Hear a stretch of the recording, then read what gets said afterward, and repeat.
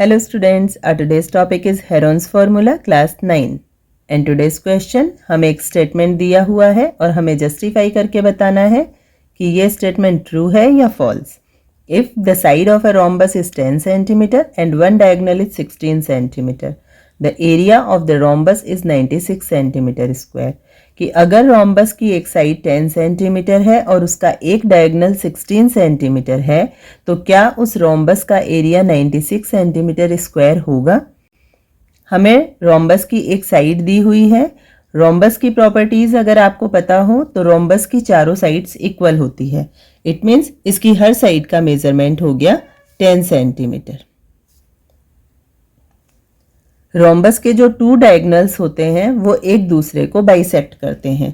It means हमें एक diagonal की लेंथ दी हुई है और अगर हम सेकंड डायगोनल लेते हैं तो ये दोनों एक दूसरे को बाइसेक्ट करेंगे.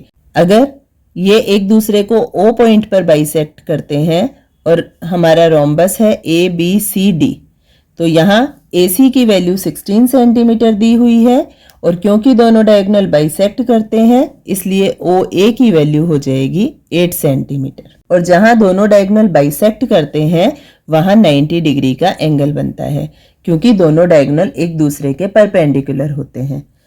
अब यहाँ ट्रायंगल AOD में हमें हाइपोटेन्यूज की वैल्यू दी हुई है और एक साइड की वैल्यू दी हुई है और सेकेंड साइड की वैल्यू हमें फाइंड आउट करनी है.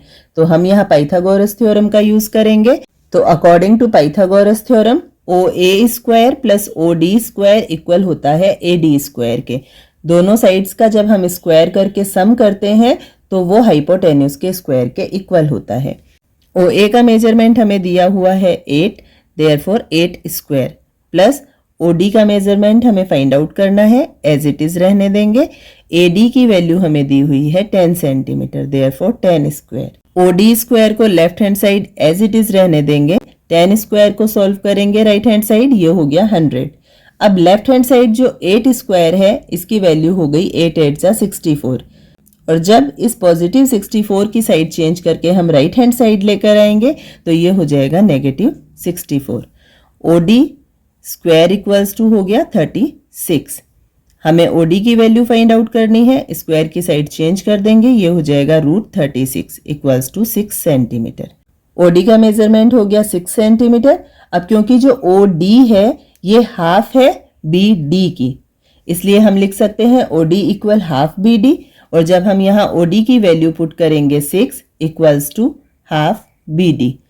अब BD का मेजरमेंट फाइंड आउट करने के लिए हम हाफ की साइड चेंज कर देंगे, ये हो जाएगा 6 2 जा 12 तो BD का मेजरमेंट आ गया 12 सेंटीमीटर.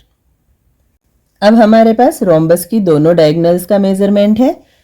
फर्स्ट है 16 सेंटीमीटर और सेकंड है 12 centimetre. Area of rhombus equals to होता है हाफ D1 D2. यहाँ हम वैल्यूज पुट करेंगे. हाफ मल्टीप्लाई D1 हमें दिया हुआ है 16, D2 है 12. 2 से 16 को डिवाइड करेंगे 8, डिनोमिनेटर 1 हो गया, न्यूमरेटर 12 8 सा 96 सेंटीमीटर स्क्वायर. हमें जो एरिया दिया हुआ है वो भी 96 सेंटीमीटर स्क्वायर है. It means this statement is true. Next है the area of a regular hexagon of side A is the sum of the areas of the 5 equilateral triangles with side A. किसी regular hexagon जिसकी side A है उसका area A side वाले ही 5 equilateral triangles के सम के equal होता है या नहीं.